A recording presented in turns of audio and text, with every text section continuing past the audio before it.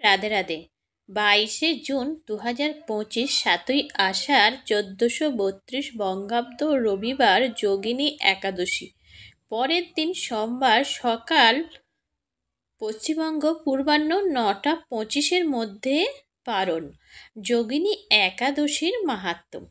ব্রহ্ম বৈবর্ত পুরাণে আষাঢ় মাসের কৃষ্ণপক্ষীয় একাদশীর ব্রত মাহাত্ম্য যুধিষ্ঠির শ্রীকৃষ্ণ সংবাদে বর্ণিত আছে।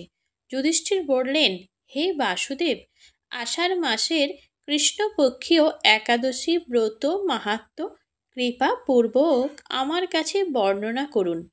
শ্রীকৃষ্ণ বলিলেন, হে মহারাজ, সকল পাপ বিনাশিনী ও মুক্তিপ্রদ এই উত্তম ব্রতের কথা বলছি, আপনি শ্রবণ করুন। আষাঢ় মাসের কৃষ্ণপক্ষীয় একাদশী যোগিনী নামে পরিচিত, মহাপাপ বিনাশকারী। এই তিথি ভবসাগরে পতিত মানুষের উদ্ধার লাভের একমাত্র নৌকাস্বরূপ। ব্রত পালনকারীদের পক্ষে এটি সর্বশ্রেষ্ঠ ব্রত বলে প্রসিদ্ধ। এই প্রসঙ্গে আপনাকে একটি পবিত্র পৌরাণিক কাহিনী বলছি। অলকানগরে শিব ভক্ত পরায়ণ কুবের নামে এক রাজা ছিল। তিনি প্রত্যহ শিব পূজা করতেন। তার হেমমালী নামে একজন মালী ছিল। প্রতিদিন শিব পূজার জন্য মানস সরোবর থেকে সে ফুল তুলে যক্ষরাজ কুবেরকে দিত। লক্ষ্মী নামে হেমমালীর এক পরমা রূপবতী পত্নী ছিল। সে তার সুন্দরী পত্নীর প্রতি অত্যন্ত আসক্ত ছিল। একদিন সে তার স্ত্রীর প্রতি কামাসক্ত হয়ে পড়ল। রাজভবনে যাওয়ার কথাই ভুলে গেল। বেলা 2 প্রহর অতীত হলো। অর্চনের সময় চলে যাচ্ছে দেখে রাজা ক্রুদ্ধ হলেন। মালীর বিলম্বের কারণ অনুসন্ধানে এক দূত প্রেরণ করলেন। দূত এসে রাজাকে বলল, সে গৃহে স্ত্রীর সাথে আনন্দে মত্ত। দূতের কথা শুনে কুবের রেগে তখনই মালীকে তার সামনে হাজির করতে আদেশ দিল। এদিকে মালী পূজার সময় অতিবাহিত হয়েছে বুঝতে পেরে অত্যন্ত ভয় পেল। তাই স্নান না করেই সে রাজার কাছে উপস্থিত হলো। তাকে দেখা মাত্র রাজা ক্রোধবশে চোখ রাঙিয়ে বলল, রে পাপিষ্ঠ দুরাচার, তুই দেব পূজার পুষ্প আনতে অবজ্ঞা করেছিস, তাই আমি তোকে অভিশাপ দিচ্ছি। তুই শ্বেত কুষ্ঠগ্রস্ত হয়ে যা এবং তোর প্রিয়তমা ভার্যার সাথে তোর চিরবিয়োগ সংগঠিত হোক। রে নীচ, তুই এখনই এই স্থান থেকে ভ্রষ্ট হয়ে অধোগতি লাভ কর। কুবেরের এই অভিশাপে হেমমালী তার পত্নীর সাথে স্বর্গভ্রষ্ট হয়ে দীর্ঘকাল যাবৎ কুষ্ঠরোগে ভোগ করতে লাগলো। রোগের যন্ত্রণায় দিন অথবা রাত্রে কখনোই সে সুখ পেত না।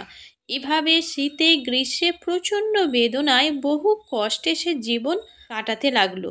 কিন্তু দীর্ঘদিন মহাদেবের অর্চনের ফলে, ফুল সংগ্রহের সুকৃতির ফলে সে শাপগ্রস্ত হয়েও বৈকুণ্ঠ বা বৈষ্ণব শ্রেষ্ঠ শিবের বিস্মরণ কখনো হয়নি। একদিন হেমমালী ভ্রমণ করতে করতে হিমালয়ে শ্রী মার্কেন্ডেয় ঋষির আশ্রমে উপস্থিত হল। কুষ্ঠরোগে পীড়িত সপত্নী হেমমালীকে দর্শন করে শ্রী মার্কেন্ডেয় তাকে জিজ্ঞাসা করলেন, তুমি কার অভিশাপে এই রকম নিন্দনীয় কুষ্ঠরোগগ্রস্ত হয়েছ? সে উত্তর দিল, হে মণিবর, রাজা কুবের ধনকুবেরের আমি ভৃত্য ছিলাম। আমার নাম হেমমালী। আমি প্রত্যহ মানস সরোবর থেকে ফুল তুলে শিব পূজার জন্য রাজাকে দিতাম। কিন্তু দুর্ভাগ্যক্রমে একদিন স্ত্রীর মনোরঞ্জন হেতু কামাসক্ত হওয়ায় সেই ফুল দিতে বিলম্ব হয়। রাজার অভিশাপে এই রকম দুর্দশাগ্রস্ত হয়েছি। পরোপকারী সাধুগণের স্বাভাবিক কর্ম। হে ঋষি শ্রেষ্ঠ, আমি অত্যন্ত অপরাধী, কৃপা করে আমার প্রতি প্রসন্ন হন।